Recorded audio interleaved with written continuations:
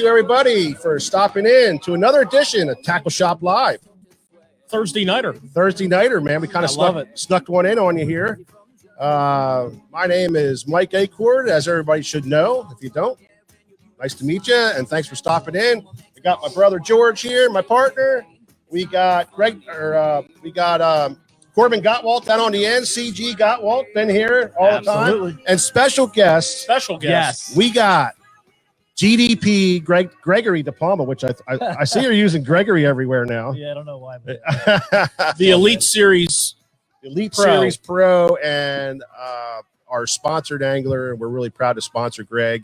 A lot of guys know that, but Gregory, we're gonna have to redo the whole entire scenario with him. So, but Greg's in the house. Greg, thanks for coming, man. Appreciate it. Yeah, anytime, man. Hot off the road here. He got a couple of days off, and then we snatched him up for a little bit of video work today, which we shot a bunch of video. Twice. And we're hoping, twice. Why do you have to do that, man? I had to. Between you and George, you beat me up all the time with this stuff. Practice round. We had a camera snafu and had no audio, but we got it worked out, and he shot some great videos for us. They're all going to go up on our YouTube page, so make sure you guys pay attention and sign up and subscribe to YouTube to get all this great stuff, because it's good information. It's going to be fun. This is part of the following Greg through the tournament year, and this is like the start of it, and he's going to kind of chronicle it for us. Give us a recap on every tournament and what's going on and what's happening with his life and how it is going on the road, and just some neat stuff throughout the year. It's real. Yeah, it's all real stuff. So make sure you subscribe to that.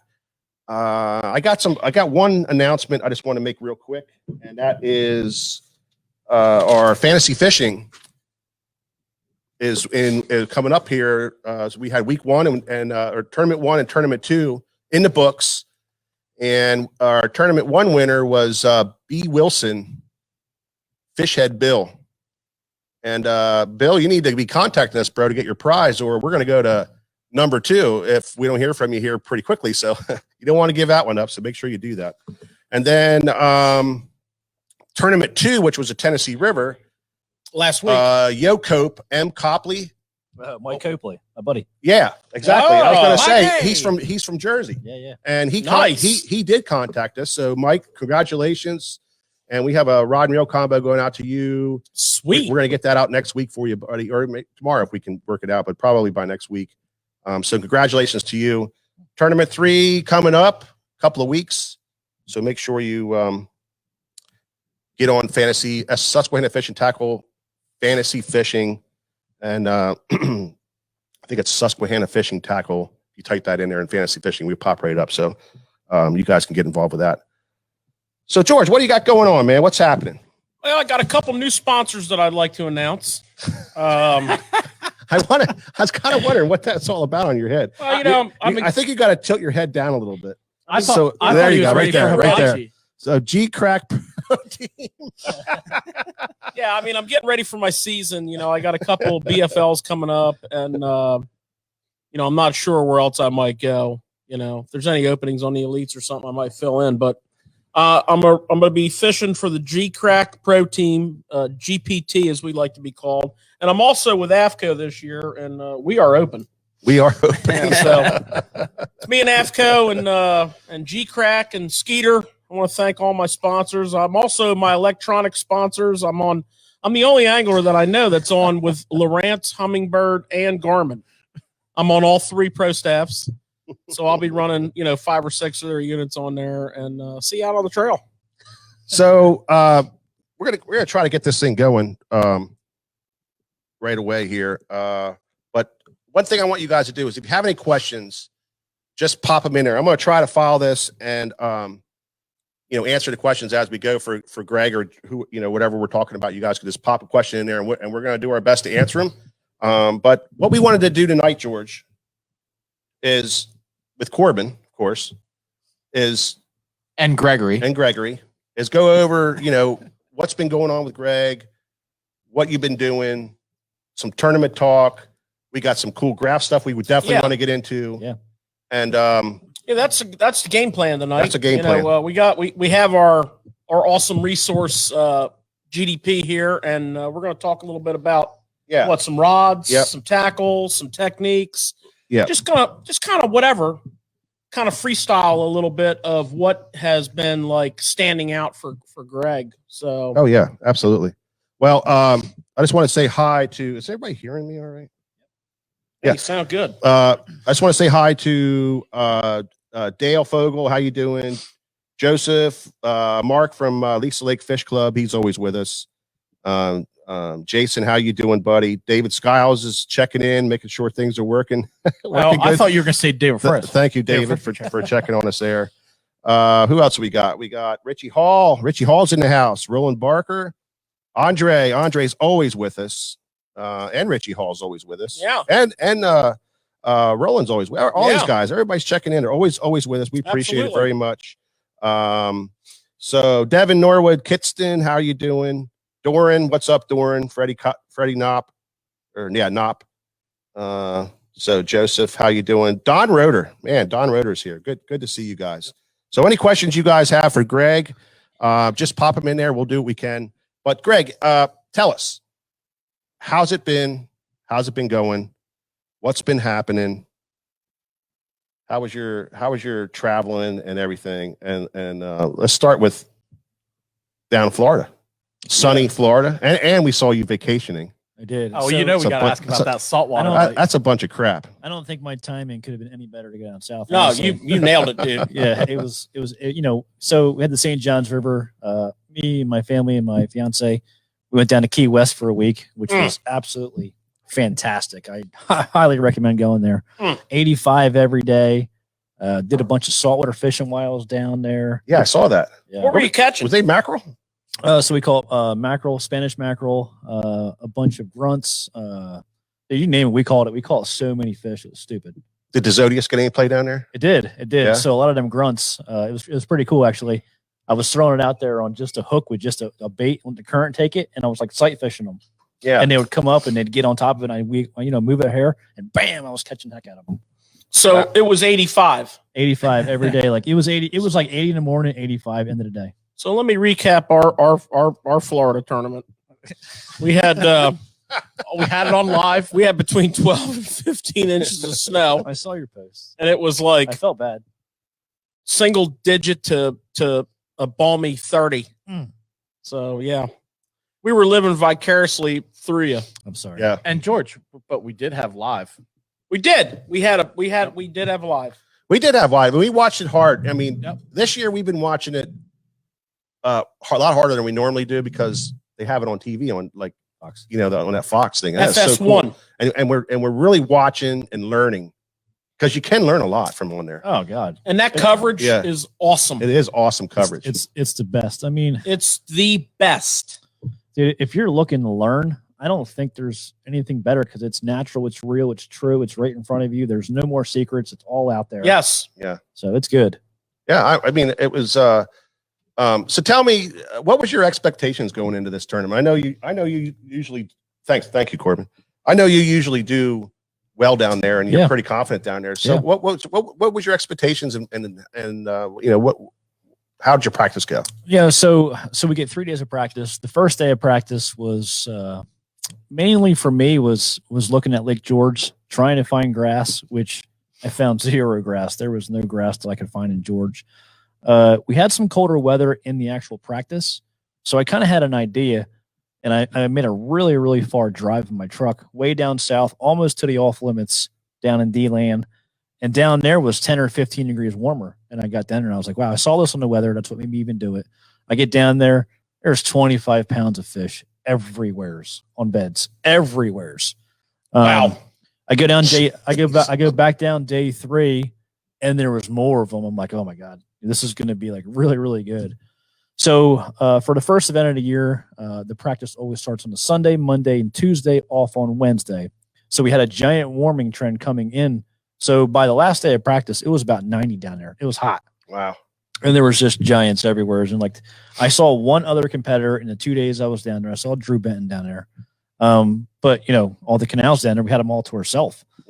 So we had the 1 day off. It got really, really hot again. Like I said, up north, everything's starting to like flatten out up top. Fish were spawning up top. They were starting to kick off everywhere.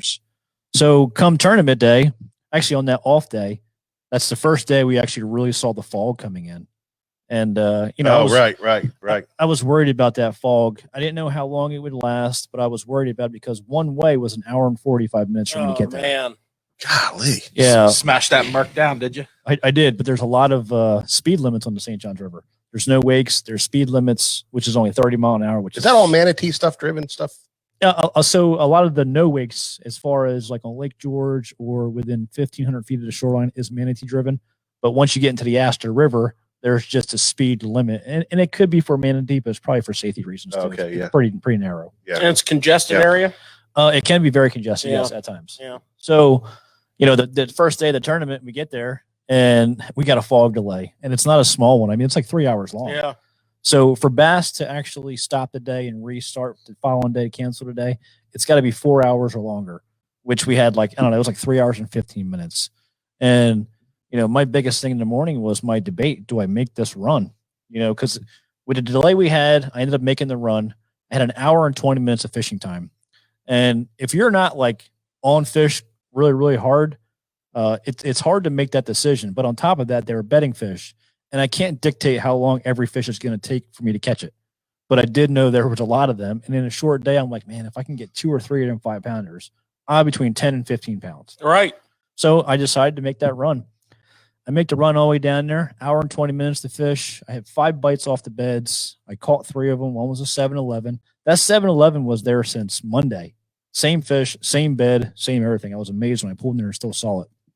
But with an hour and 20 minutes, I only had a little bit of time to see a very small part of all the other canals. So I had no idea until day 2 when I got back down there again. The fish that I found in practice, they weren't coming. They were leaving. So day 2, I had a longer day. We still had a small delay in the morning, but day 2, I got down there and I started running all the other canals, and there was just fry everywhere. So I'm like, man, they're leaving. And there was just small little males. That's all that was left. Wow. So that's kind of how the St. John's went. Live and learn. I learned a lot again. More about Florida. So, like when those females leave that bed, what do they do? Florida's a different animal. Florida, it seems like in Florida, the females literally spawn for like 8 hours to 24 hours, and then they're gone. They just leave. They leave. They hightail and they are just gone. I'm talking distance. Gone. Yeah. That doesn't happen up here as much, does it? Now these fish up here, I mean, in South Jersey, I've bed fished plenty of times. They'll spawn. The male always stays around forever, but the female sometimes will be the one that stays around, and they'll stay 3 to 5 days. I mean, a long time. Yeah, right. They don't just Nope. boom and get out of town. And I think they spawn so much down there, it's just like second nature. That's Okay. why I They asked that spawn like question, rabbits. because Yeah, they do. I've heard that before. They do. yeah, And that's when that offshore hydrilla type bite really comes into play. Because I was reading up about the Bass Open that started today, and the local sticks down there were saying, with all the spawning activity that's been going on, that where are they having that tournament? Harris chain. Harris chain, Oh, really? the real winning pattern is going to be the offshore hydrilla. For sure. That's post spawn. Yeah, that's where those. I mean, like when he says they go, I was Yeah. wondering, because that's a long ways Yeah. from those canals out to those middles of those lakes. Yeah. So it's curious. It's interesting. Well, Craig, go ahead. do the manatees affect the spawning areas? Do they keep the fish from migrating certain areas? No. Is that serious or not serious? I mean, I was just curious. Did you ever hook one? I Did you never ever have one? That'd be like fighting a dump truck. I mean, I had to ask, man. I mean, manatee area, bro. No, they are everywhere. They chase your spinnerbait down, or No, they're about lethargic as it gets. They just don't move. Like, Andre wants to know if you saw any Sasquatch down there. I did. So, people don't believe me. So I'm driving through a canal, and it's so coincidental what happened. So I'm driving through a canal. A lot of canals down there, Idaho only. I'm driving. I'm way back in the woods. There's nobody around. I literally look over, and I see this giant thing sitting on a log. I don't know what it was, but it was something huge just sitting there. That was Greg Hackney. It could have been. You know what I mean? I thought I smelled chew. So I'm going through the woods, and I'm like, it happened so fast. I couldn't even I should have backed up, but I didn't. This is a true story again. So after I see whatever I saw, I'm driving down that same canal, and there's a sign like 2 miles away on a tree. This is why I don't think people believe me. I think they thought I saw the sign first, but then I saw a Sasquatch. There was a sign with 2 dudes' names on it from like 2018, and they had a picture of a Sasquatch called Swamp Ape. And I'm like, so I made an Instagram video. I said, "Hey guys, just saw old Swamp Ape in 21 or something." I said, and it was like so coincidental. So yeah, it was real. So, jeez, I didn't hear about that. kind of along that same. I thought Andre was pulling my leg. Way to go, Andre! It was real. Way to keep us up on that, buddy. Kind of along that same vein, and from that same exact area, our good friend Robin Shriver, who is the proprietor at Bass Assassin, they actually, what was that, 2018? You say? Yep. They actually developed a flipping bait called the Swamp Ape. There you go. So, you know, Not the only one. because, you know, that was big news down there. Believe it, the bass. That was big news down there. Leland Hansford. What up, Leland? What's happening, Leland? He said, "I'm curious, is there a comparison bait-wise that you use down in Florida that you would use up here at the bay?" For spawning fish, is that the question you think? Or Probably for spawning fish, yeah. yeah, so we actually just shot a video tonight on like my 3 favorite spawning baits. Honestly, I use the same 3. I don't care where I'm at. If I'm in Texas, New Jersey, Upper Bay, Florida, they're all the same. I mean, I can say them if you want to, or wait till the video comes out. It's your call. These guys will. Yeah, so Call it a tease. Yeah. Okay, so yeah, there's 3 baits, guys. I can't tell you. What are you doing? You No, I'm saying, say it and call that a tease for the video. Oh yeah. Just, say what it Okay. is, and then we have a You know video what I mean? You say the that bait goes and over then- that. Yeah. and All right, then so watch the video. I won't do the breakdown, but the 3 baits are any kind of small creature bait. For example, like a smallie beaver is a great one. Besides that, just your Yamamoto Senko or any kind of stick style bait. And then my number 1 cleanup bait is a drop shot. So you got to watch the video. You guys can see the exact colors I throw. And there's only 3. And like I said, dude, they just flat out work. Yep. You might want to look into some G-Crack product. They smell like Doritos. They do. Oh, Greg. Yeah. Yes. Yeah. I mean, come on. Everybody's been busting on me because I said I was trying to figure out what it was. And it smells like Doritos. Yep. Son of a gun. See, me and GDP are on the right page. Yes. You guys, George said burnt popcorn or something. Yeah. Yep. I think more Doritos. And I think Corbin went along with that. I mean, I'm a chip connoisseur, right? Yeah, you Yeah. are. Yeah, You are. exactly. Doritos. See? That's why Doritos. There's no way I would have said We just got popcorn. Doritos Yep. it is. So yeah. Well, you know how it is opening up your garlic scent, when you're like Oh. 8-9 hours in practice. Oh, you get hungry? You're like starving to death. Right? Stuff. Yeah. Pizza, And so this is like you're opening up G-Crack and it's like, man, Fritos. It's It's gonna be Fritos. another thing that drives us crazy. Okay. So I have a specific Florida related question, and I think why we can't apply this to where we fish. And that is, why is it in Florida, the spawn season, which seems to be to me from like Christmas until Easter, why is it that everybody that I watch on live is throwing a devil's horse style prop stick bait? I see a lot of you guys throwing like that Rapala X-Rap prop. I see a lot of you guys throwing the old school devil horse, but you trick it out. You change out them hook hangers for split rings and you're bending blades. And I see Terry Scroggins doing big videos on that. Why is that bait the bait? Can you elaborate? Well, I don't have a lot of experience on it, but I will tell you this. Number 1, I think almost every lake, region, state, or whatever does have some kind of little staple that works everywhere, as far as where it's at. So in Florida, it's obviously the devil's horse or some kind of style. But besides that, when you're on the St. Johns River, there is needlefish everywhere. So I don't know if that's the reason why or not. That's So That shape and style. just like it, exact and that, same and size. that leads into what I want to say to you. So, bait, obviously upper bay. we fish a lot of tidal water. You're no stranger to the whole East Coast. There is needlefish all over the Potomac River and the upper Chesapeake Bay from about a hot June on. So, is this something we should try to develop here, or is it only you have to have the needlefish and the spawn going on at the same time? And the manatee. I think we should have a pro staff day, do Facebook Live, and all of us throw devil horses, and that's it. I'm in. Well, that'd be fun.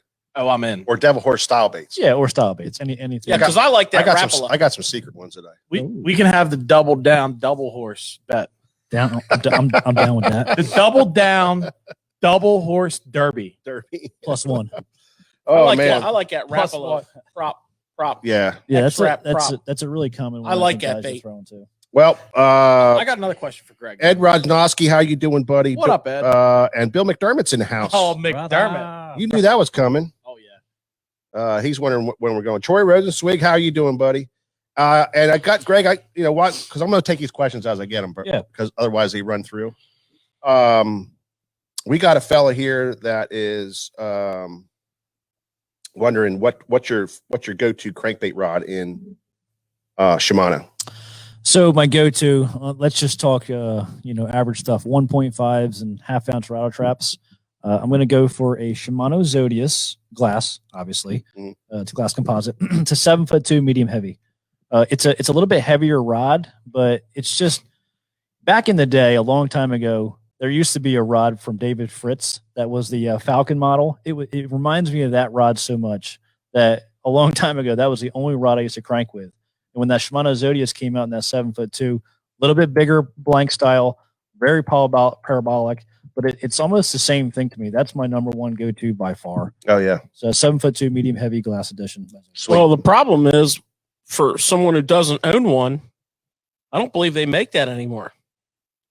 In that version, yes. So what are we going to do for today? Wait till the new one comes out.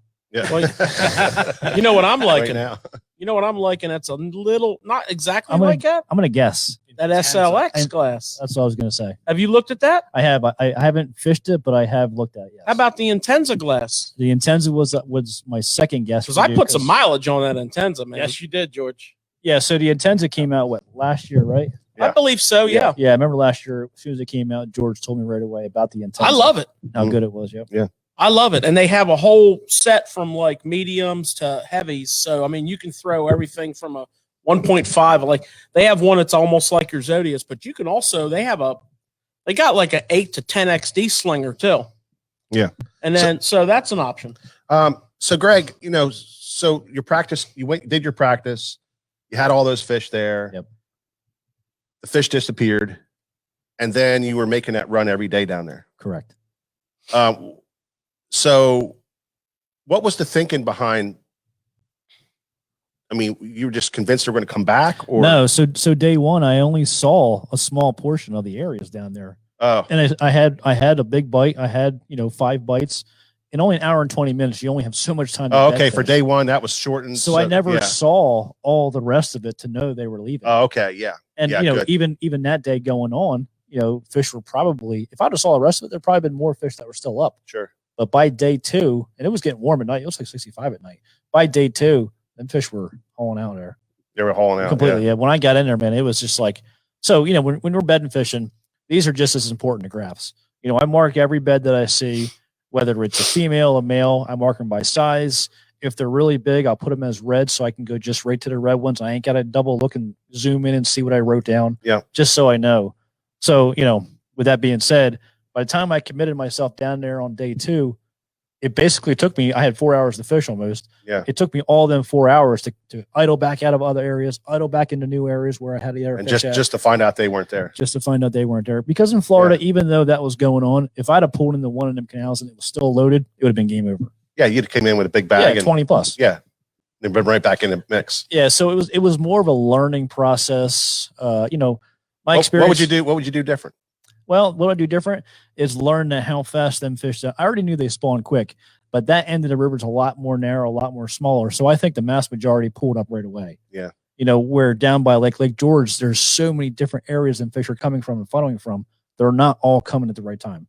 Right. You know what I'm saying? It's not like a big wave and it's It's over. more staggered. Yeah, exactly. Okay.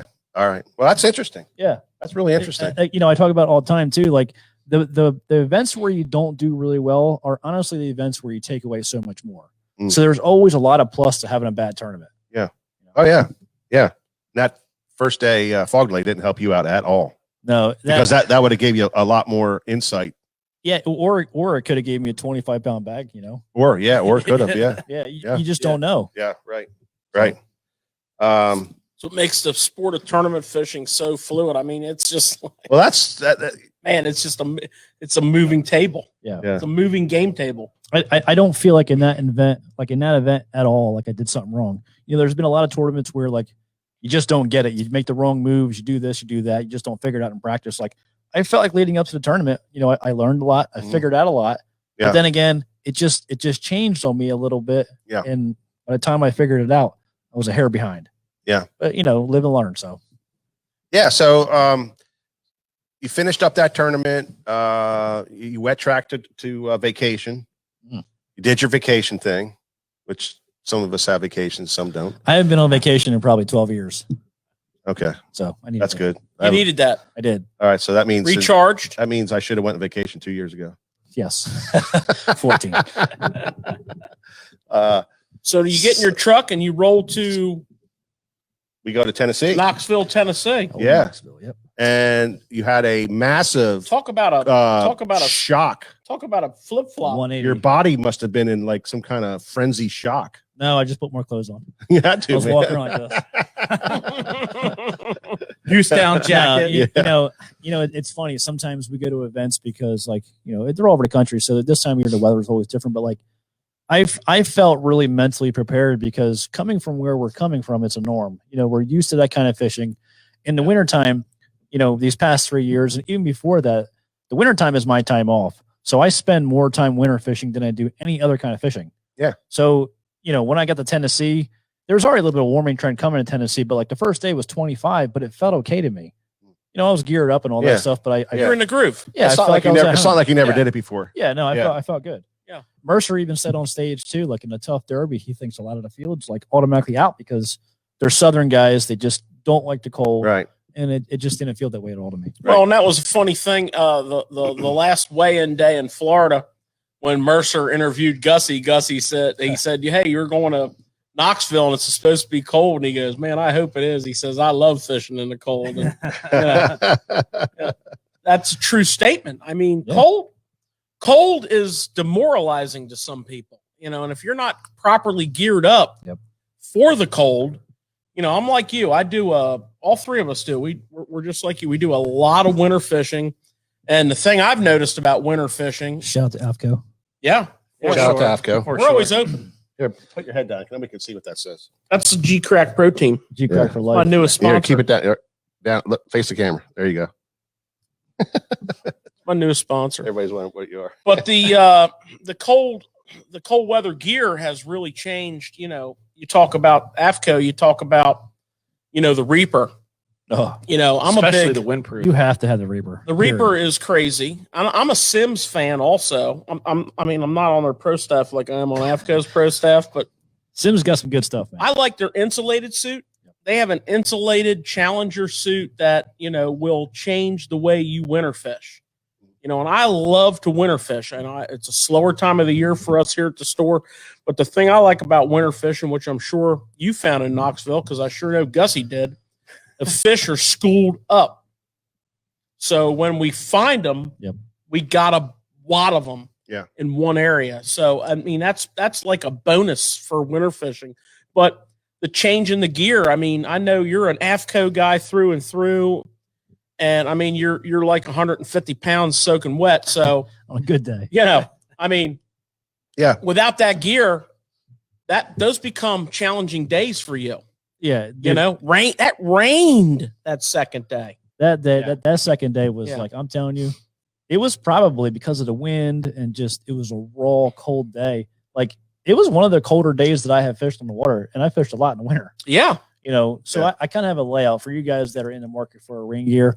So for me, there's like 3 different rain gears from AFCO that I, you know, prefer. If you can pick, you know, from all these, that's great. So cold weather Hydronaut. Second would be the Triton gear. So the Triton gear basically is a Hydronaut, but it's not as thick. It's a lot more movable. It's about half the weight. From there, my all-around gear is Anhydrous.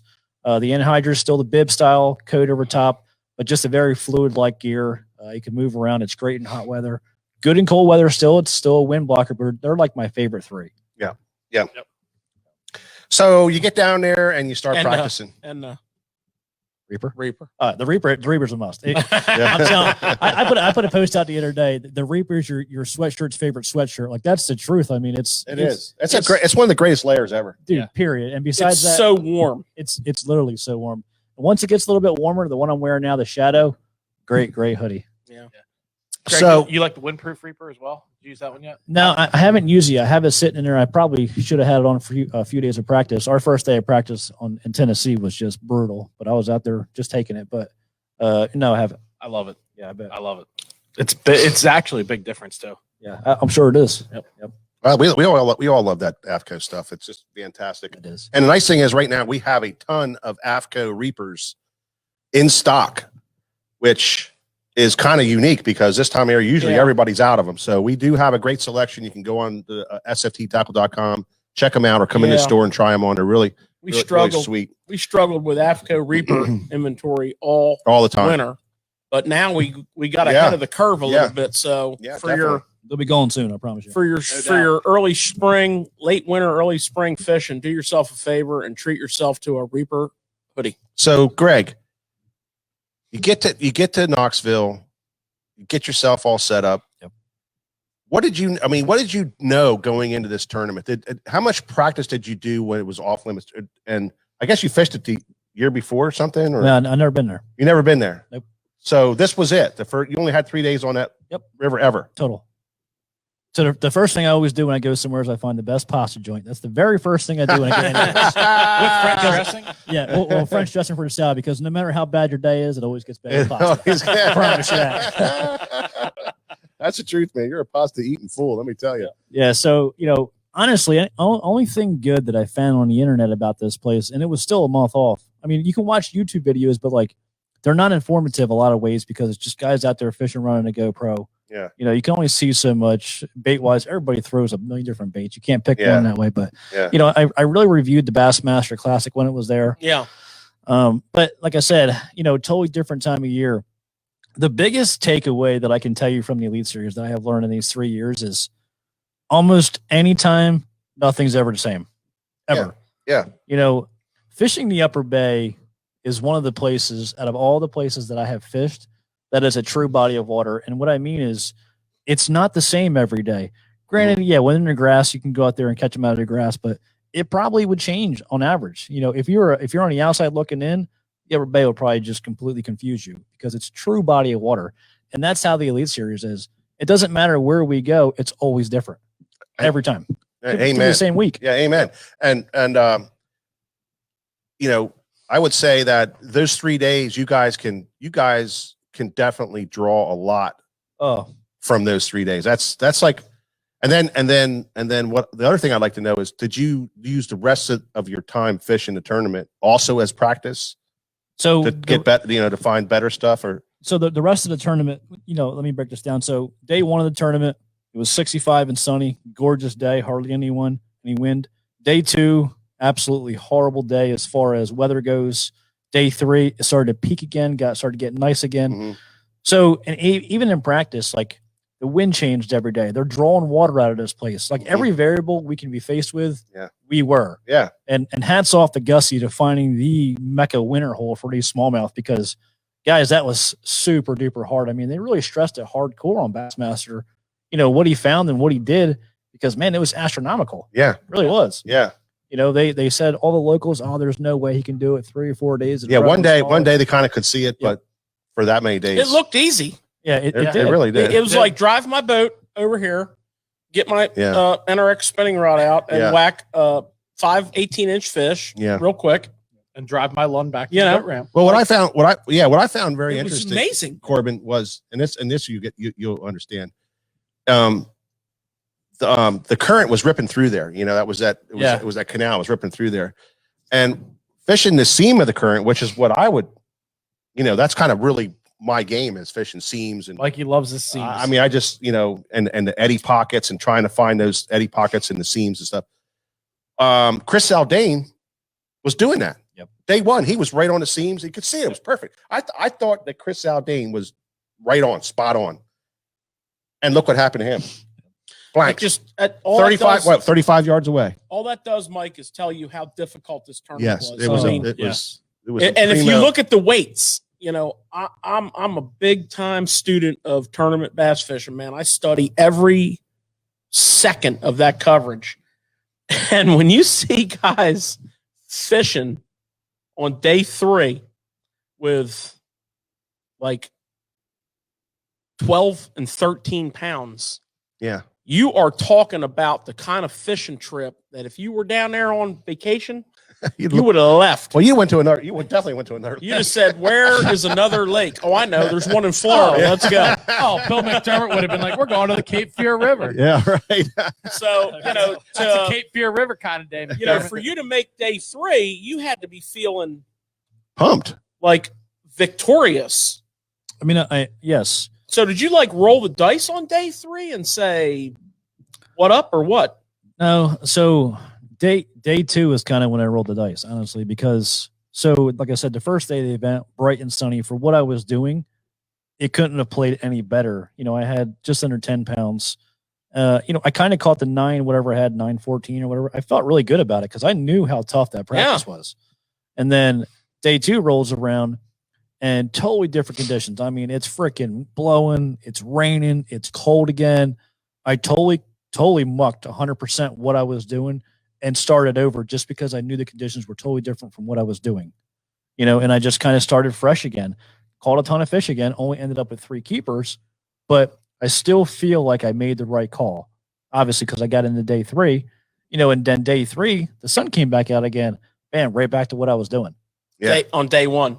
Yeah. Oh, yeah, day 1. You got to be, you know, to be at this level, you have to be willing to change on the fly because the fish we're chasing, that's what they're doing. You know, just because you have your history going here and catching them doesn't mean you're going to catch them every day in a row because it doesn't work.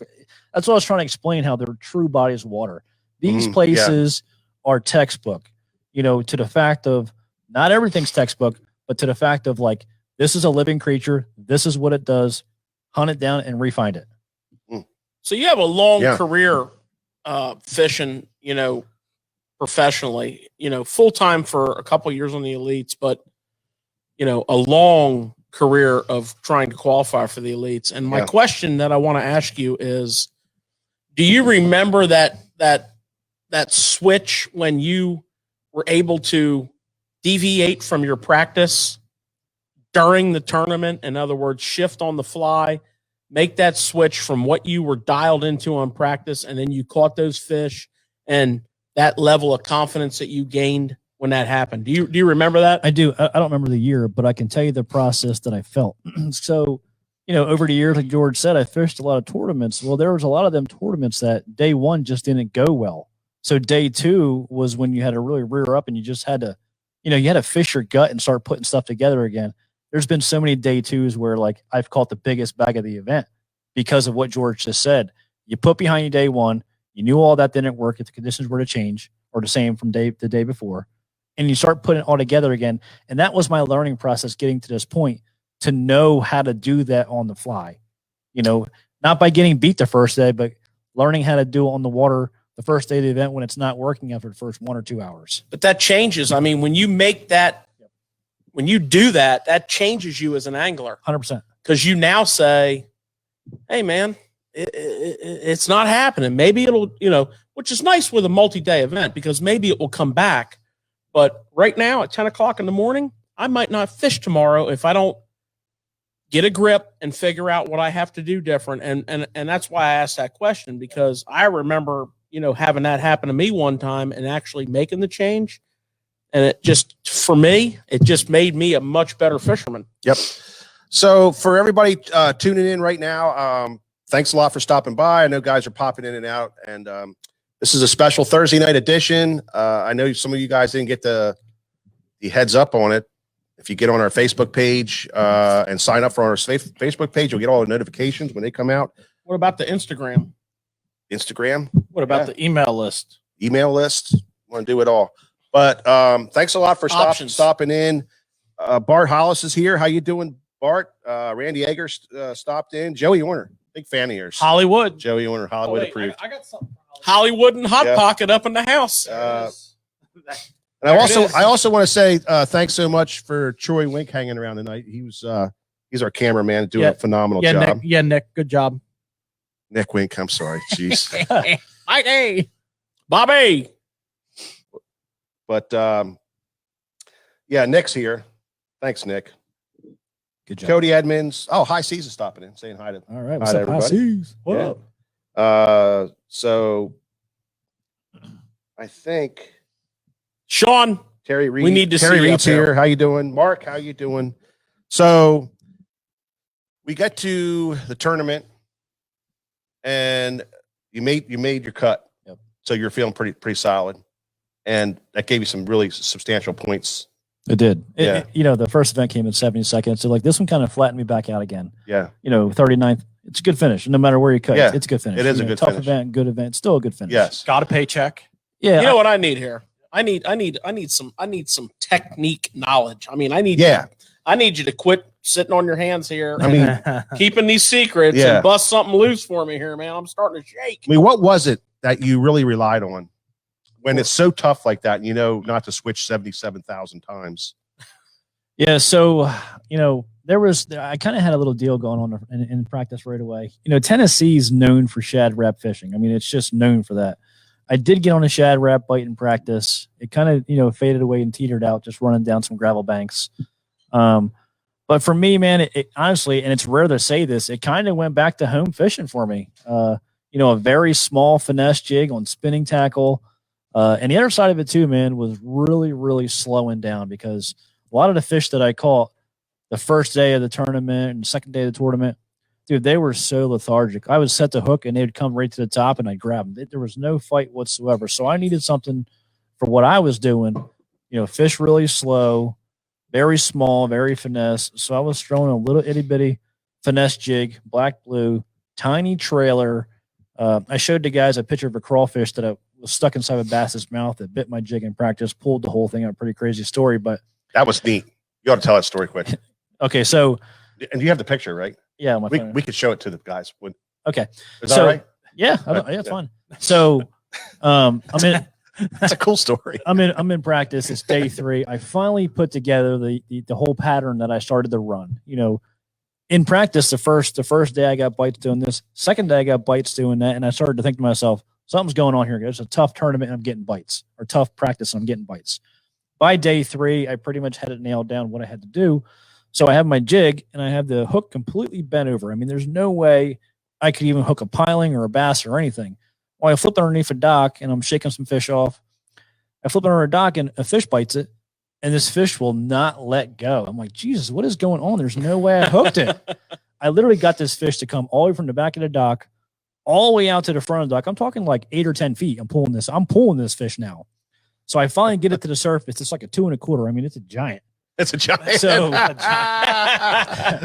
So you want that for the next day. It's crazy. I went back to that dock 4 times, never got it. Never got it. So I finally get the fish to come to the surface. It opens its mouth up, and when it opens its mouth up, my jig comes out. I'm like, what the heck is on my jig? So I reel my jig in. There was a crawfish down this bass's throat. It grabbed my jig with its pinchers, and when I finally got the jig to come out, it's because the crawfish finally came out of its throat, holding my jig. He was like, Wow. So I had He was down in the crushers? yeah. yeah. He was like, don't pull like crazy. Yeah. Get me out of here. I've done a lot of jig fishing. I've never had that happen ever. Oh, he has a picture on his phone, which is it's freaking hysterical, man. Yeah, if he can get it up, he can show it to you. It's hysterical. This poor crayfish, man, was like last dying, like seeing it, and all of a sudden had this great opportunity. You want to just Oh. far away? I'll just walk it up. Yeah, this is cool. That's funny. So Yeah, so there's a small finesse jig that I was throwing. You guys can see it on there. There you go. there you go. I never would have believed it unless I did it myself. Yeah, that's pretty cool.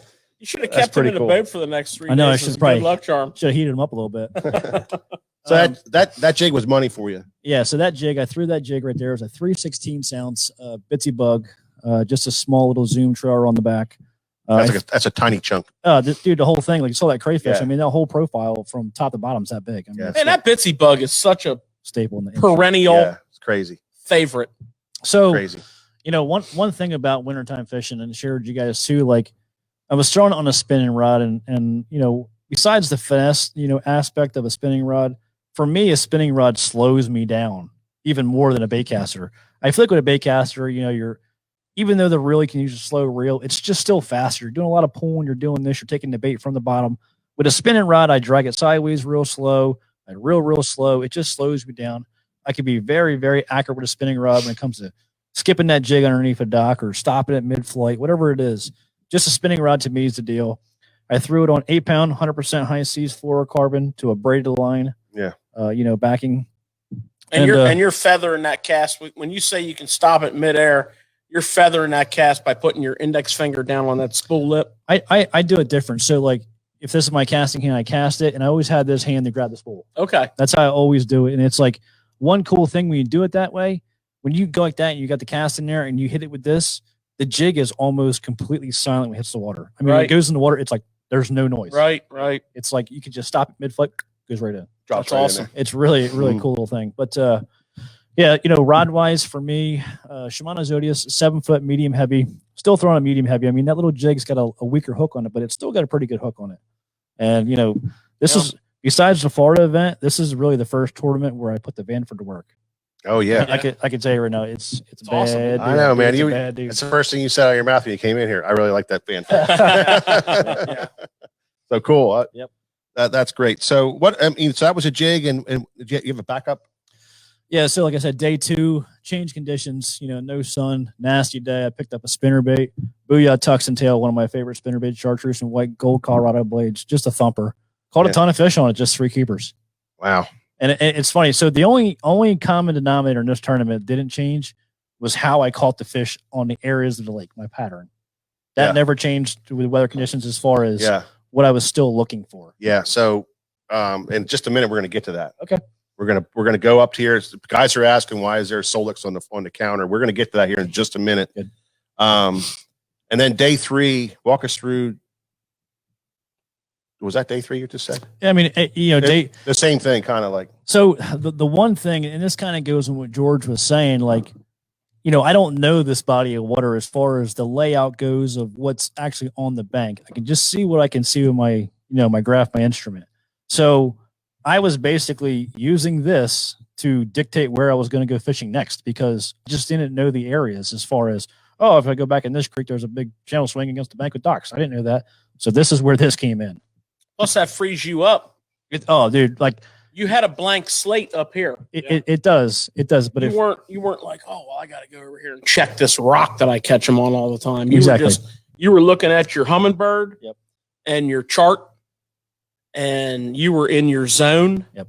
And you had some things working. And that's the way I like it. And that is beautiful. Yeah. That is freaking beautiful. When you can run something that you are 100% confident in, and you're on top of the world. So you're just boom, free and rolling. I love it. A question that's been asked is, the Shad Rap was like a game player.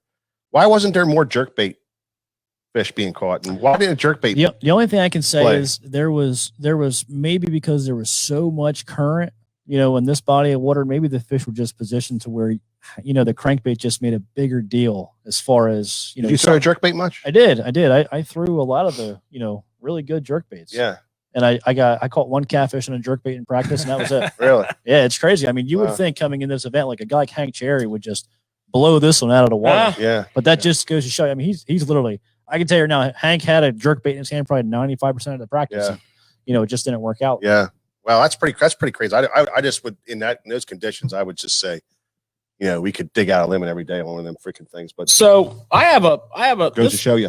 You kind of opened up the door to something that, is not discussed enough. Now, the person that's probably broke this down more than anybody for me has been Ike. Okay. The Shad Rap. Yep. So, he's really broken this down for me. I learned a lot on that. But, I can tell, from like February through April, I mean, our Shad Rap sales, that is the whole year. We sell all the Shad Raps we sell from February through April. And you can't get enough of them. Rapala can't make enough of them. Yep. So how do you modify or how do you fish it? That kind of a deal. Because size too, because there's a 5, a 7, and an 8. And I'm curious to see the Greg DiPalma answer to those. That's my 3-part question. Well, setup. I can tell you this. You know, my shad wrap fishing is, I don't want to say it's minuscule, but it's there. I definitely have done my little fair share of it.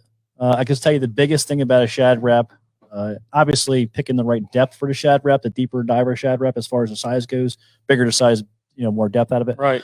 But it almost seems like, so the 5, 6, and the 7, I would say are the 3 most common sizes, period. Right.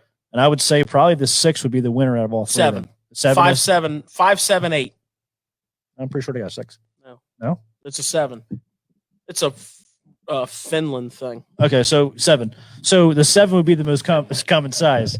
So I know. Hold on, it's a Finland thing. yeah. So anyway, No, I agree. The 7 is the most common size. so That 5 is just a it's small. It's hard to throw. Yeah. So going into for me, modifications is suspending strips on it just for casting reasons. okay.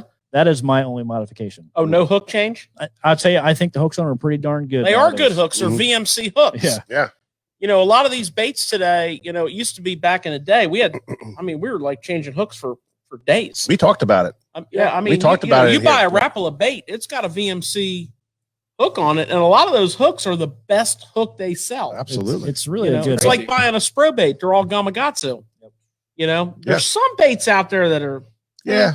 Not But many. Not like Remember it we used to be. talked about the rattle traps the other day? Oh, we They did. come with KVD treble grips on them. Triple grips on them. Triple grips. Yeah. I call them treble grips. Whatever. Same thing. So, modification wise for me, honestly, it's just for casting reasons. But I will tell you right now, there's a lot of guys that throw a shad rep solely on 6-pound test. There's a lot of guys throwing an 8-pound test. You will outcast 8-pound test all day with 6. I mean, it's dramatic the distance Wow, you get out of man. it on 6-pound test. To think about having to have to land those fish, and around cover and stuff with 6-pound test. If you're doing all that, yeah, it can be really, Jeez. really. So Ike's big thing is on the shad wrap is he puts a number 4 hook on the belly, and when you put a number 4 hook on a shad wrap, it looks like you have a AFCO gaff mounted on the belly of that thing.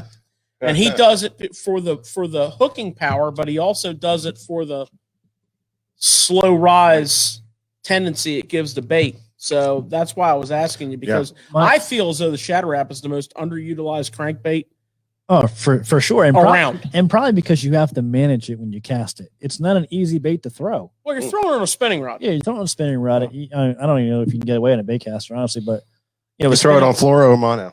I threw mine on 8-pound fluorocarbon. Fluorocarbon, yeah. Which is going to help with your depth issues. Yeah.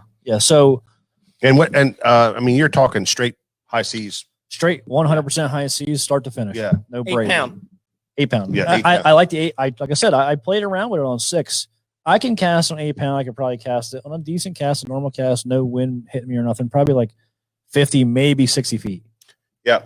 For guys about that, and the reason why we're doing a lot of fluorocarbon with crankbaiting is a couple of things, but the main thing is the feel is why you see all these guys fishing fluorocarbon on their crankbaits, is the feel. And there's some other benefits to it, especially on jerkbaiting side, with helping get your bait a little deeper. Exactly.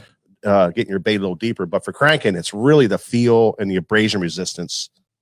And that high seas, man, is like it's like a steel armored truck down there going. You know what I mean? It's pretty good. It's It's pretty good line. stuff. Yeah. You know me, man. I'm an 8-pound high seas. Yeah. But guy. we get that question all the time, Greg. Why, what crankbait line? Why are you guys throwing, fluorocarbon? Because it's so expensive. It makes that much of a difference. Oh, for sure. It's unbelievable, the difference in I feel. mean, you have total confidence in it. Oh, it's all I've been throwing for the last probably 7-8 years now. Yeah. That's it. Yeah. So crankbaits, There's a little bit of fluorocarbon, money on the line. that's a big thing. sure. Make sure you do that and take a look at the high seas line, because I'm telling you, that stuff is like, it's unbelievable. So we got to keep moving on this, George. Yeah. Well, We said 30 minutes. No. You said 30 No, minutes. you said 30 minutes last night. I said an hour and 30 minutes. I said 2 hours. Okay. Because I'm just I say getting 2 hours warmed and up, 30 baby. minutes. Let's Yeah. go. So you did end up with a great finish, 39th place, or Yep. Yeah, 39th place. Great finish for Greg. Pulled it out. That was awesome. But when you came in here, you said to me, "Hey, Mike, I got my graph with me." And I'm like, Now we're talking. "The hell you mean you got your graph?" I don't have any waypoints for the Upper Bay. So let's just get rid of that I question. said, well, what I said was, well, let me get my chip real quick. Hey, I'm going now. to stick my other chip in there and you can do some downloading. But he said, no, I want to show some cool stuff. So what we're going to do is we're going to switch around here. So you guys give us a minute here. We're going to switch some microphones around and get to where we can talk and listen and do all this stuff at the same time. Because I want to come around and see also, because it's a big, this is going to be a huge learning thing for anybody interested in Humminbird.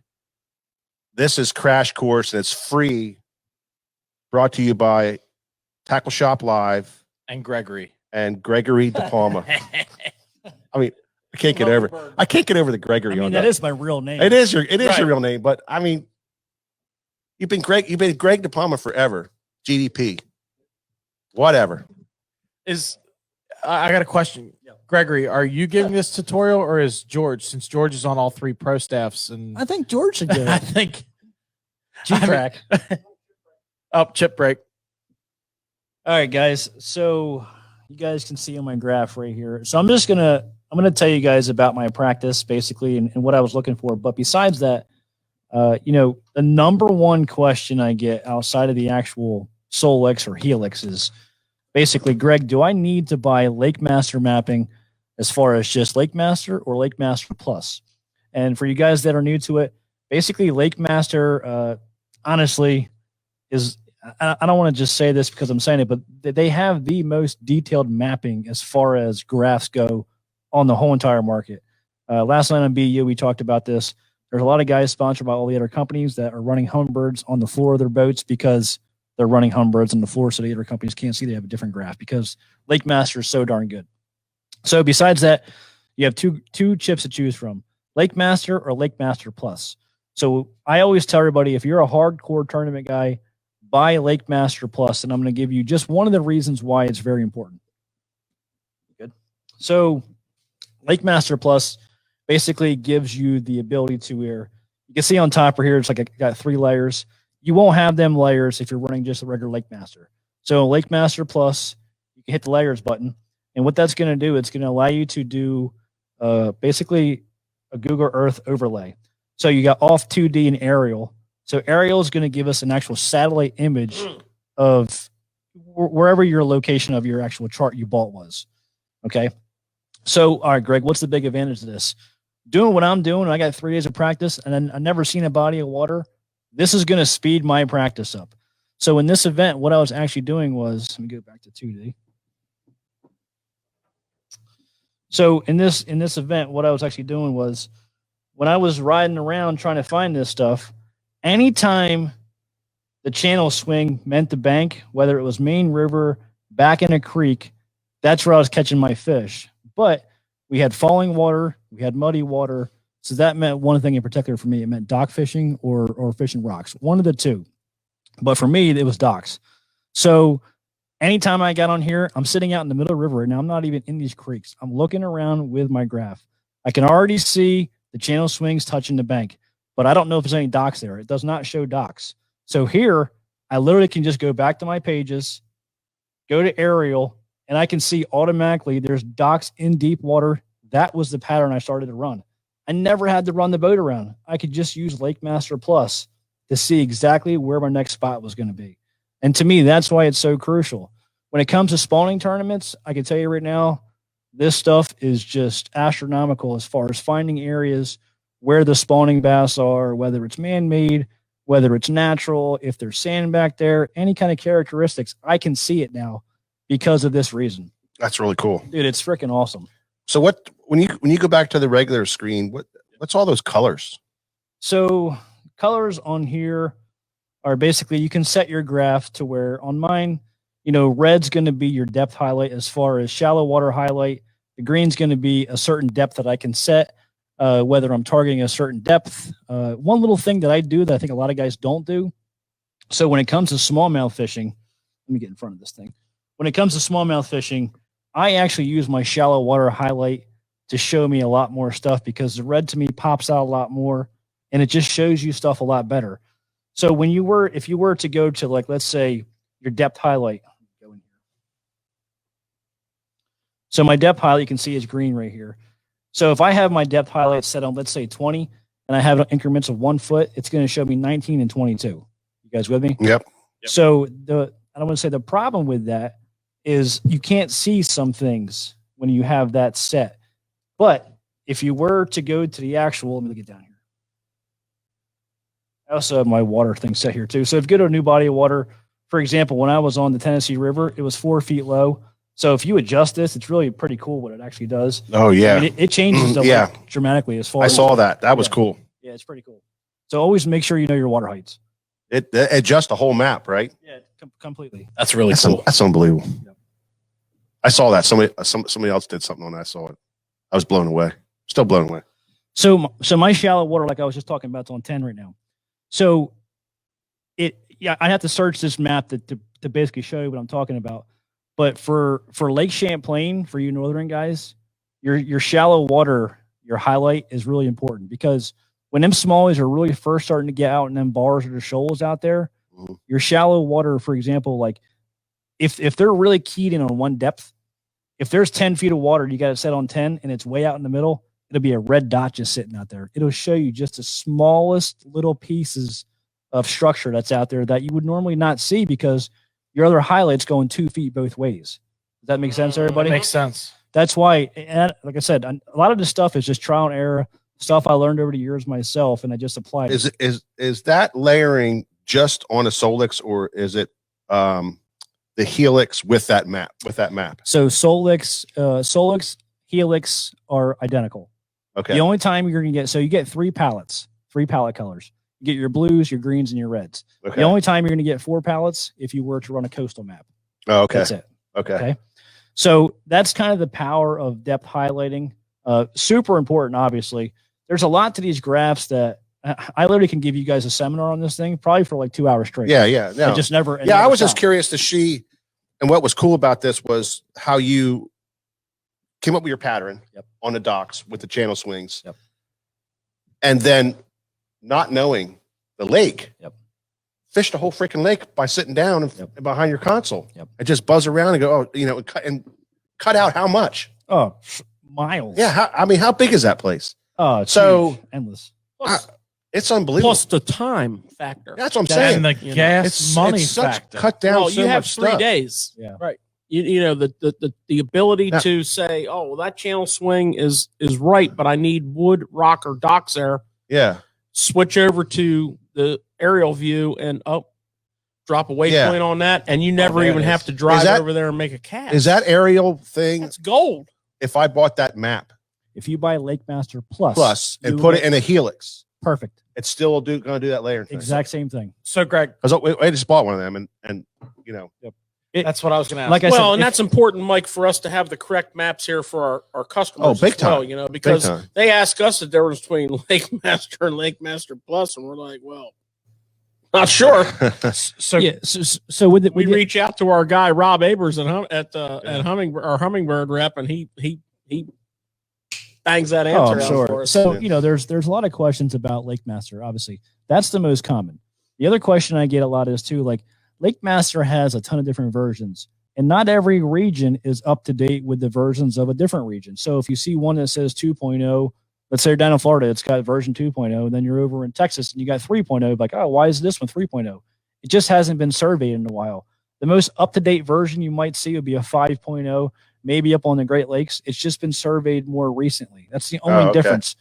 They're all almost, honestly, a lot of them are the same, but like maybe more of the backwaters are more surveyed at a 5.0 versus a 4.0. That's really the only true difference. Mm-hmm. So like if you're waiting to buy a 5.0, you're waiting months to get it, just buy the 4.0. You're really not gaining too much. A huge amount, right? No, it's not enough to change. Because their first survey was really good. Yep. The second one was like, I've seen these guys surveying. So have I. I did too. So have I. And it is they literally tow a giant sonar transducer and record it's like cutting the grass, man. They literally do the whole it's unbelievable lake. And these guys it is monotonous as that can be. It's their job. They're disciplined enough to make sure their tracks are perfect. And here's the other good thing about Humminbird. So say you're a guy that's fishing like local lakes, and it's like, okay, Greg, I don't need a chip. Well, you know what? You don't need a chip, because Helix or Solix gives you the opportunity to run Auto Chart Live. And what Auto Chart Live is, basically, I have no 2D on here right now because I'm not in my boat, but I can record a map and draw it out. I can depth highlight it. I can do every single thing you see right here by hitting this record button. Every graph you buy, per graph, this thing will record up to 8 hours of recording. Wow. Same with the Helix.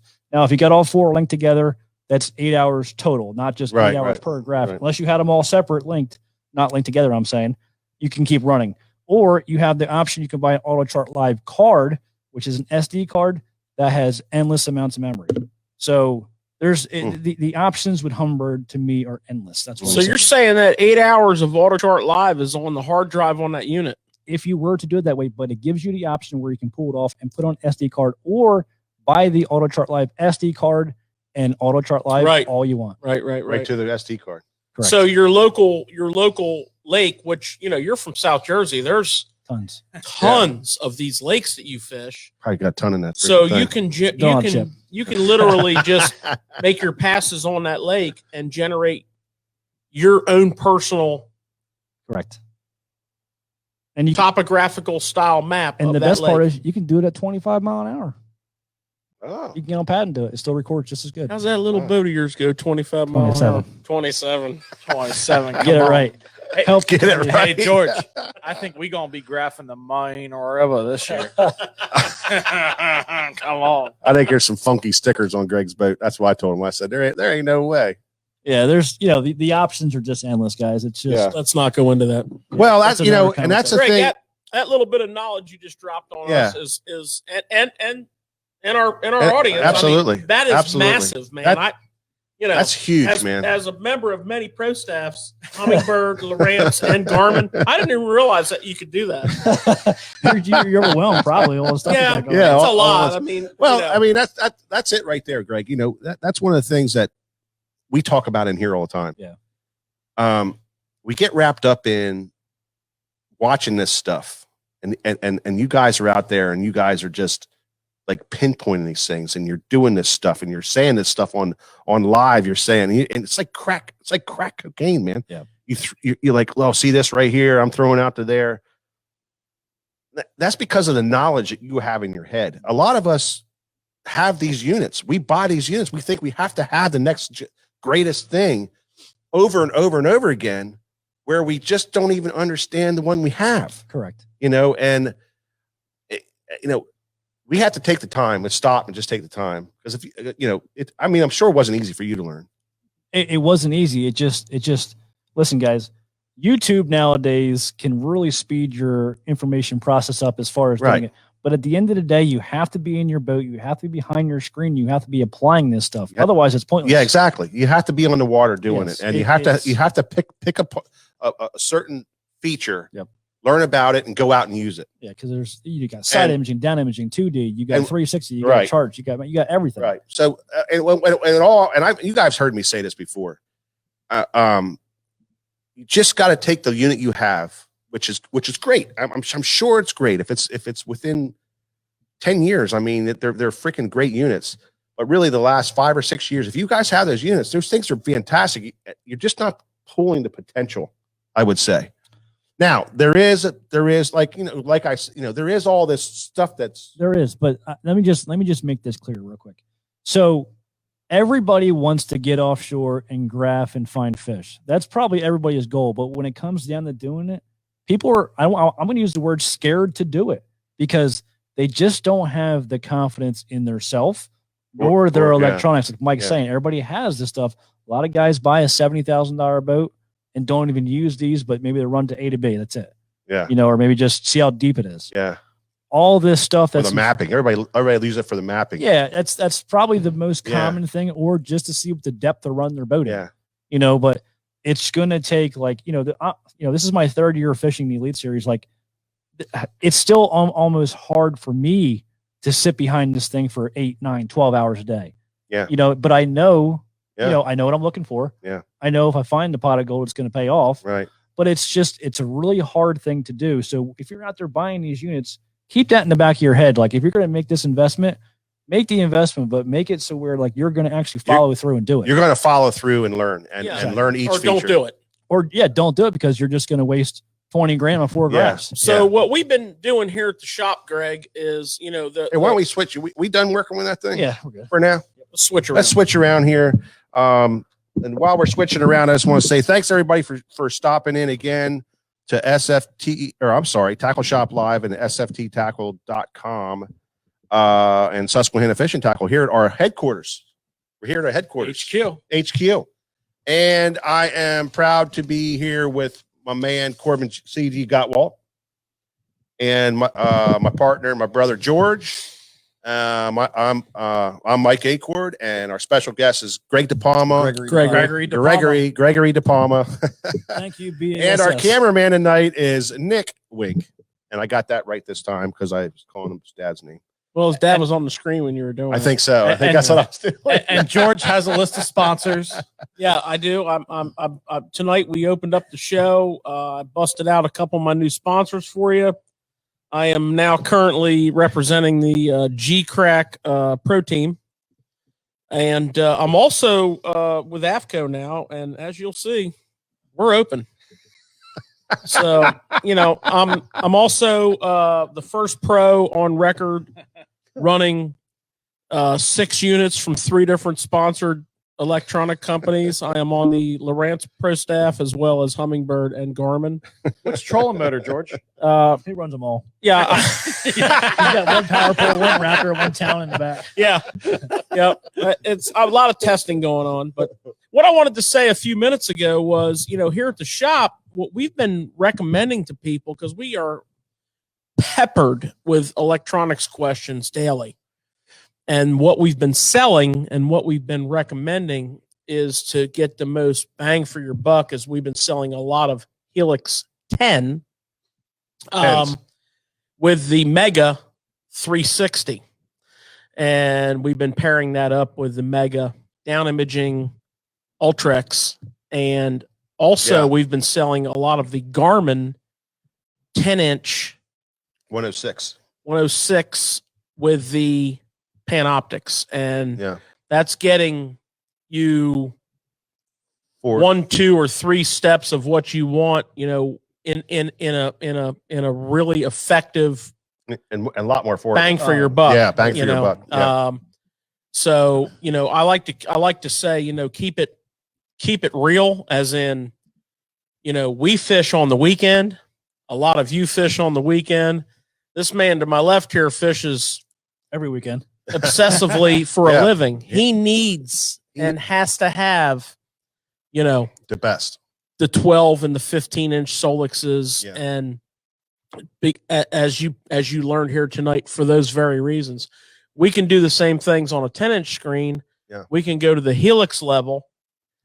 Save ourselves a couple of grand, which is not chump change. Isn't that what Corbin's running? Helix? 3 Helix 10s. Yeah. Bag it down, bag of 360. I don't think bang for your buck. I don't think there's a company that can touch the Helix, to be honest with you. The Helix, it's a great unit. The Helix offers every single thing this thing offers, minus touchscreen. That's pretty much the only difference for the most part. For you guys that are, trying to jump into the 360 part of it, which I'm sure that's probably the main reason why you guys are buying Humminbird. Just remember, if you're buying a Humminbird and you want to run Mega 360, it's got to be at least an 8-inch screen or bigger. It's got to be G2, 3, and 4 to accept Mega 360. So just keep that in mind. Once you go above, 8s, 9s, and 10s, you're good to go. Just make sure it's GN2 or more or newer. Yeah, and depending on what your goal is for that front unit, if you'd like to pair that up with a Mega down imaging trolling motor, for example, and you also want the option of having Mega side imaging, then there's some Y connector cables and things that you're going to need to do. Real easy to get that all worked out for you. So I got one more real quick tip for you guys. So, we're eating them up, Greg. Yeah, I don't think a lot of guys realize this is why Humminbird's gonna be mad at me for this. I'm gonna give you guys a money saving tip. So let's say you're putting 2, 3, 4 graphs on your boat. I do recommend, if you can, buy all SIs just so they can all link. You can share on every graph you have. But besides that, on every little forum board you see, or as far as sales go with these units, you'll see them. They say CHO. A lot of guys have no idea what CHO stands for. They think it's something to do with the chirp or something. It's not what it is. CHO is control head only. So if you're running all these graphs and you're linking them, just buy an SI CHO head. you'll save yourself hundreds of dollars because you don't need all the spare transducers. Correct. Right. So that's a great way to save yourself. Oh, Greg, yeah. not only is that a good Yeah. point that you make there, a critical point, but something that we point out here at the shop a lot is, you know, if on the control head units, we always recommend for that second unit to go ahead and spend a little bit more. It's only like $200 more to get the side imaging version versus the down imaging version. 99% of the people who might be your rebuyer when you resell your unit do not want a down imaging unit. They want the ability For side imaging. for side imaging. Yeah. So we always recommend, and generally most people purchase the side imaging, even on the control head only. So we have a question here for Mark. He says that he understands the lake mapping, but how about using it on the river where is shallow water? So that gets back to what has been graphed out. It's Auto chart, right? auto. Greg? Yeah. No, well, so you can auto chart it yourself and make Yeah. your own map, but yeah, it just comes out to what's been surveyed. And Yeah, exactly. so if you're wanting to go to a certain place, you can literally just go to Johnson Outdoors and you can see where every chip has been surveyed at, you know, to cut yourself off. But you know, that was a Tennessee River. That was a river chain. I mean, that thing is highly detailed. Yeah, it is. You know, I can, like I said, I can basically color out every flat in this place if I wanted to and make it highly, highly detailed. Hummingbird's got a lot of them covered. So probably wherever you're at, there's going to be some probably pretty good detail. The Susquehanna River, there is parts of it that's mapped. Yeah, the Conowinga Pool has a very nice map. And another thing that Humminbird offers you in this mapping realm is an app for your phone. Correct. Yeah. And, you know, you can go on the phone. Yeah. You pay a small subscription fee, basically. And you can go on the app on your phone and you can sit there. If you're a local guy fishing Conowinga Pool, you can pull up the map that they have of that body and study it. Yeah. And you can actually save waypoints on it and you can actually transfer them over to Yeah. your unit. So most of the you know, when you're sitting at home looking at a 12-foot snowbank out your front door, you can still be doing your map work, your homework. your work. You can do your map work. We just restocked all of our maps here in the shop. And you know, it's nice to have a paper map to you know have it there to read and look at, but make notes on. And make notes on and that kind of thing. But like George said, these apps are unbelievable because it's exactly what you would see on your Humminbird unit. Yeah, and and the accuracy is incredible. I spent many years on the Conowinga Pool, literally fished every last square inch of it. And when Humminbird offered a map of that on the app, I was like, "Are you freaking kidding me?" Yeah, if you're willing to do the homework and the legwork, it's spot on.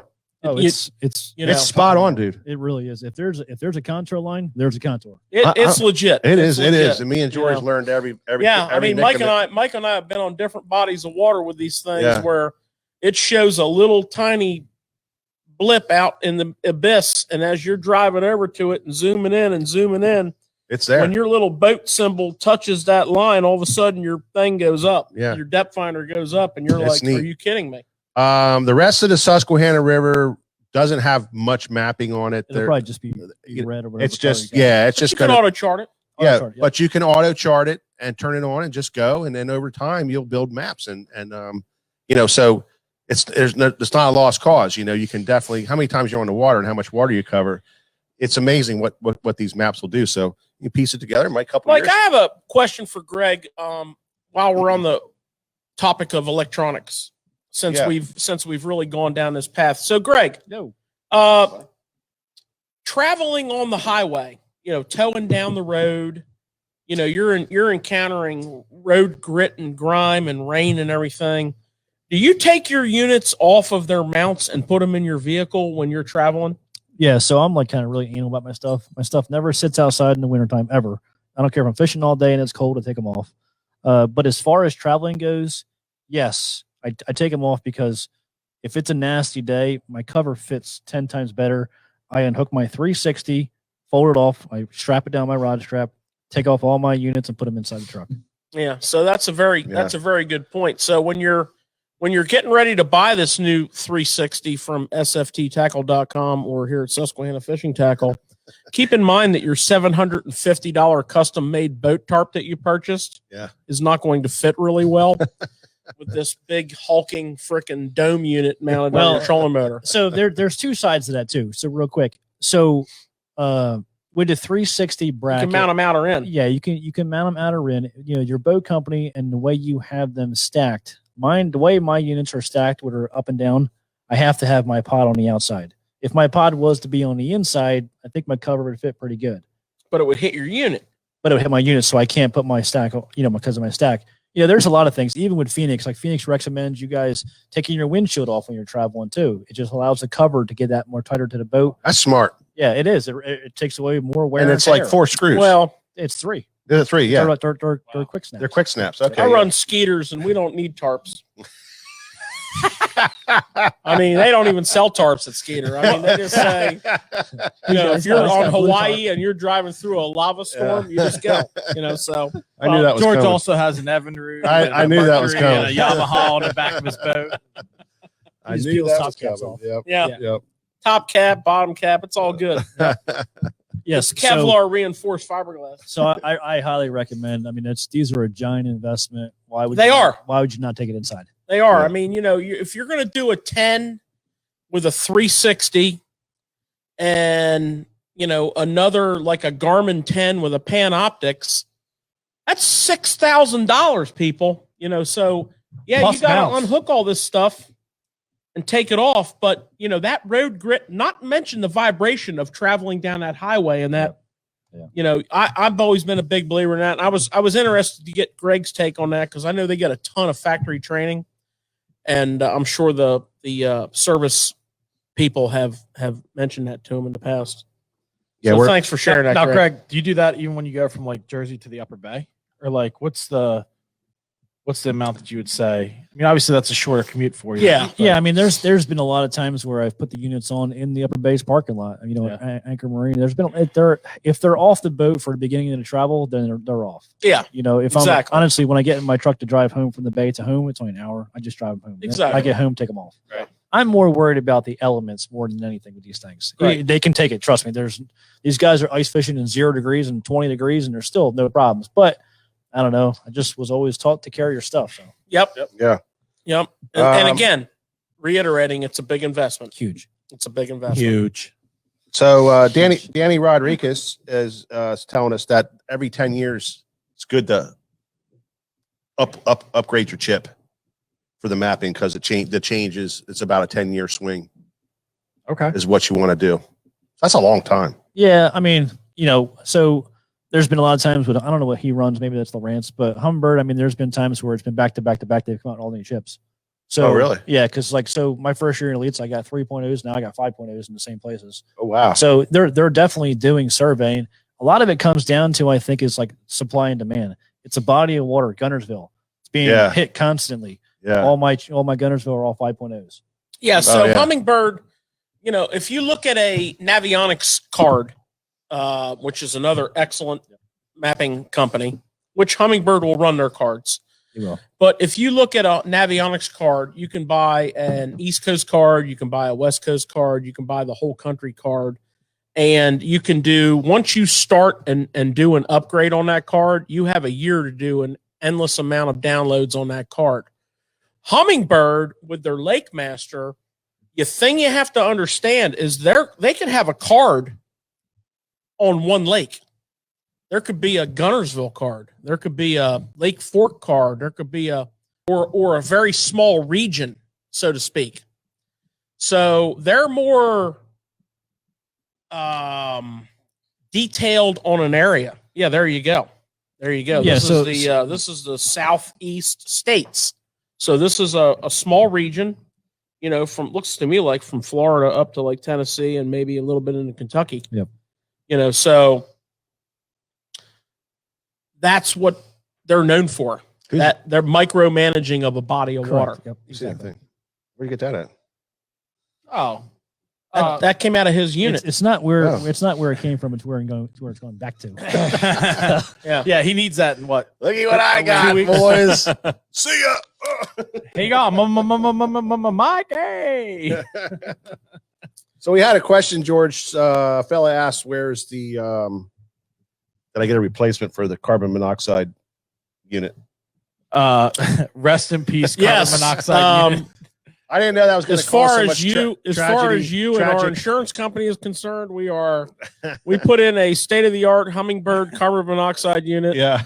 We went with the Solix model, and yeah, we're breathing real well. I didn't know it was going to cause so much stress in everybody's life. So He just bear pawed that thing. Man, we had a carbon monoxide issue with our Meltdown.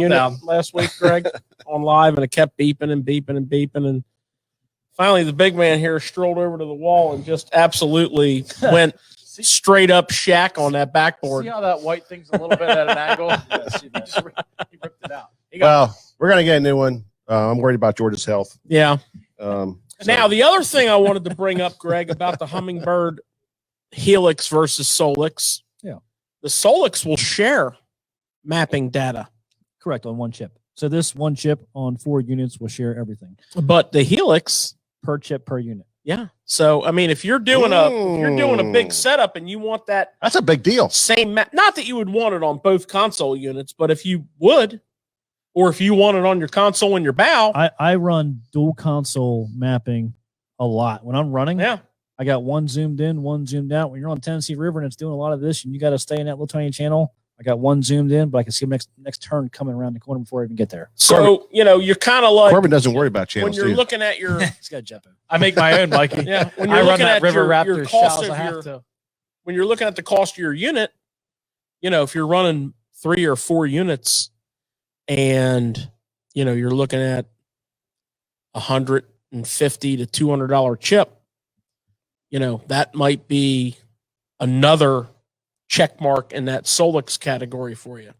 There's, So yeah, do your homework. yeah, it's endless. You can go so many different routes, like George is saying. It will all add up eventually, but then again, you're still going to put another $200 out for a chip or 4 graphs, but it just depends on what you can afford, I guess. Yeah, but 200 I get you. I know what you're saying. versus 800 I know what you're saying. versus 5 chips. Yeah, I just get two chips. One in the front, one in the 3,000. back. So yeah, that's another interesting point. All with right. the Humminbird electronics. Yeah. So some valuable lessons learned here tonight from the first Yeah. 2 events of the Elite Series from our great friend Greg DiPalma, our SFT sponsored angler, who we're very proud of, and Very proud. we're going to do these as schedules allow throughout the season. Well, the big thing with that, George, is I talked to Greg a little bit today about it. We're going to try to follow this whole thing as he goes through it. Some of it he's going to do on his own, and other stuff we're going to catch up with him somewhere. Yeah, because this season's also kind of being Yeah, morphed out by this COVID thing. and we don't even know. Like he was saying, you might be on the Sabine, Sabine might be back on again. might be I'm not back sure. on. So this whole thing, we don't really know how it's going to go. But he's just going to, sometimes he's going to stop in here if he has a 2 or 3 week period. Other times he's going to do it on the road, or other times we might just because I got this fancy stuff now, Greg. We might just load up and roll. Yeah, Greg, we can. We might just load up and roll down Yeah. and see you. we can do it. Or But roll up. But we got roll this. up to New We York. might zoom you up in here. Yeah. But anyway, we're gonna. I just wanted to make it a story, about your travels, The year. the year, the lifestyle, all kinds of cool. It doesn't have Plus- to be all about, Yeah, but we're learning. but we're learning. And our audience What is our learning. audience is learning. And those little nuggets, Greg, I know we talked earlier and you were like, well, what do we specifically want to talk about? And I'm like, well, you know what? Let's just talk about the first 2 events Yeah, and just learn. let's learn just with talk it. about some things. And, this is a sophisticated audience here. I mean, you talk about a certain jig, or you talk about a certain crankbait, or you talk about a certain retrieve. We're good. Our people's You know. suck that in. We're like good. A sponge. I bet. We've You got know. sponges out there like you'd not Yeah. believe. But Greg, we really want to Corey. thank you. And Corbin, thank you for making Yes. a midweek rundown to join us. Absolutely, Uh, man. I We're happy to trucked have yeah. you on board. Yeah. Truck Greg, snow. Can't say enough. Jimmy Hayden. Jimmy Hayden said. Can't say enough. I guess Jimmy Hayden. Bought your boat, Yeah, last year. the one I was going to buy. Yes, that's the one. Thanks, Jimmy. We got another one. Yeah. I'm going to get the next one, Jimmy. Get the next one. So Troy, thanks, brother. And we're going again on Saturday. Correct? Boy, this was a long one, bro. You want to do again Saturday? Sure. I will be bobbing and weaving out in the middle of Lake Erie walleye fishing. boys. Oh, Corbin's going fishing. Official announcement. Oh, then we'll go to old school. Me and George. Ben Buckhunter Yeah. said we got to go. You were called. Oh, it was like, Corbin got called. You got called up. I mean, bro, We heard that's- about that. Hey, that's 6 extra walleye per day. That's 24 for 3 days. So we're going to You know go about the you know about the 18. you know about the walleye fishing up in I mean, I know about walleye fishing. no, Yeah. but do you know about it up on Lake Erie right now? I'm guessing it's insane. The best that's Apparently ever it's crazy. been in the history of the lake. The world's ending. Corbin's Yeah. going to get a limit. Like I know. And guess what? This is what they said. I'm going. They said it's going to be this way for 10 years. Greg, we got room for 4th. That's the surveys. Is that crazy, George? How's the survey know that? I don't know. I'd They hate did to these be a surveys. perch. I learned one thing in fishing: never predict it. Yeah. I know, but that's what Oh, they're saying. no. And for I guess what? They already got 3 years in, like are stacked with. I mean, Corbin's going to go out and catch walleye. I know. Usually I end up catching them on the main river. Anybody can catch a walleye. Of course, So, not catch it. I know. It's Greg, just what I do. Where's your next tournament? Old Pickwick. So you're heading to Pickwick probably pretty quick here. Yeah, Thursday.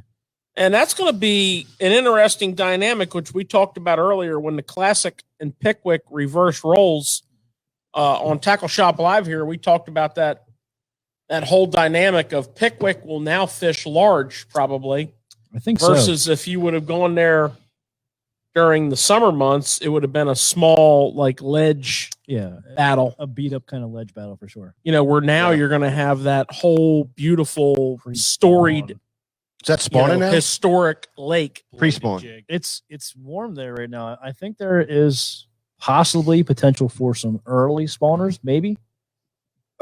When's the tournament actually start? The date would be so. It's like Next 2 week? weeks. So yeah, so 2 weeks from today.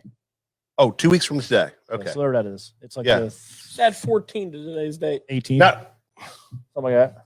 Nothing gets past all you, Mike. Right. freaking day, George. All freaking day you've been on my ass. I've been You've been picking me Bro. apart with the battery. I know, With all this stuff you've been on.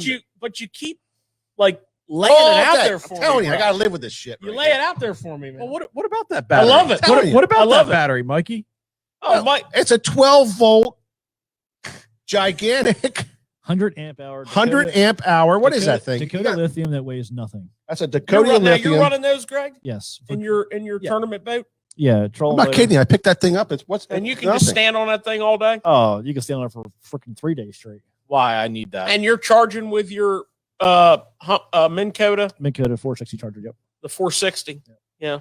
So Yes, if I, anything that would be the precision charger, is that the digital? I think that's a precision. Precision. So there's not an actual lithium setting on that charger, but the AGM will charge the Yes, batteries. yes, that's what it is. That's Oh, what it is. So okay. you know, if you have And dude, 2 hours fully charged. yeah, Quick. What? Dude, it's like green instantly. plus you're cutting massive weight out of that Phoenix. Yes. I'm not kidding you. I bent down to pick that up, and it was like some kind of a crazy, like voodoo thing because you're already like, and the thing goes whoop. Like, Yeah, it was weird for me because I sold some it's I crazy, sold some man. interstates today, right? And when I picked them up off the rack, I'm like, Yeah, and then I picked up your battery, and this is it was like it's kidding me, freaky man. because you really want to lean into it, and it's Yeah. like it's like the empty battery case thing. You know what they do? Yeah, they're like Okay. I think 29 or 30 pounds. It's piece. amazing. You know, I was running It's- last year for 67 a piece. yeah, That's So crazy. it's less than double. yeah. It's freaking nuts. You I mean, lost it your really you is. like weight in batteries. I did. Yeah. So the Dakota Lithium, from what I've researched, they have a fantastic reputation. Yeah, real good. And we've met some of the Dakota people here at the shop, and they seem like they're very passionate about their. Let me guess. Oh. They're made in Dakota. So they're actually shipped out of New Jersey, Oh, really? Oh, but they are made somewhere in the West Oh, okay. as far as assembled. The guy who sells those or reps those is in here all the time. Craig? Yeah, from Florida. no, from New York. Huh? Guy from New York. Oh, he's from New York. Yeah. Oh, New York. He's in here all the time. I think he's from. It's New probably York. him. He comes through here and is like, He's a big passing out kayak cards. guy. I got a card over there. Probably. He's I a think big I have a kayak. card from him over in my. Yeah, he's a kayak. Yeah, kayak. Tournament guy, and Yeah. and the Dakota. Are you list- sure he's not from Florida? Florida, New York, they're kind of Tomato, East tomato. Coast. I mean, East Coast. All right. Yeah, East Coast. I could be right on that. No, Let's see. Let's see if we have any. Free John boat, guys. I put that same battery in my John boat. I picked up 2 mile an hour. oh, 25 to 27. 27. With what? Oh, with the Hammer down, battery Bobby. change. 2 of them Really? versus 2 AGMs. Damn. We told you about that prop thing. You got to check out.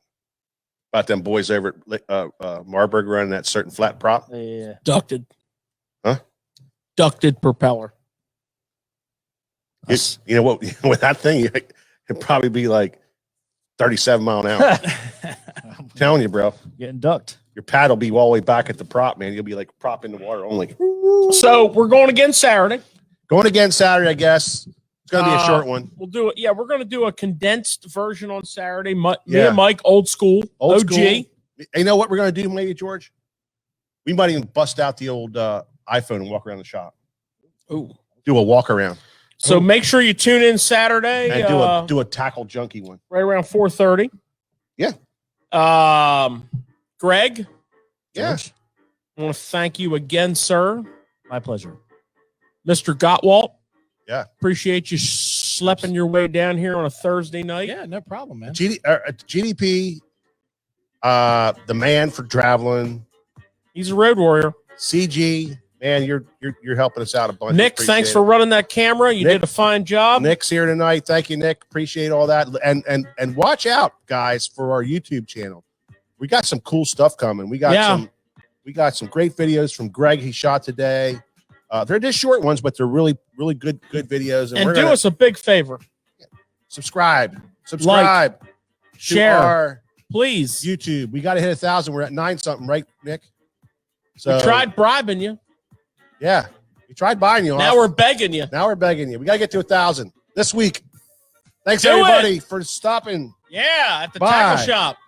Tackle Shop Live. See you See you next next time.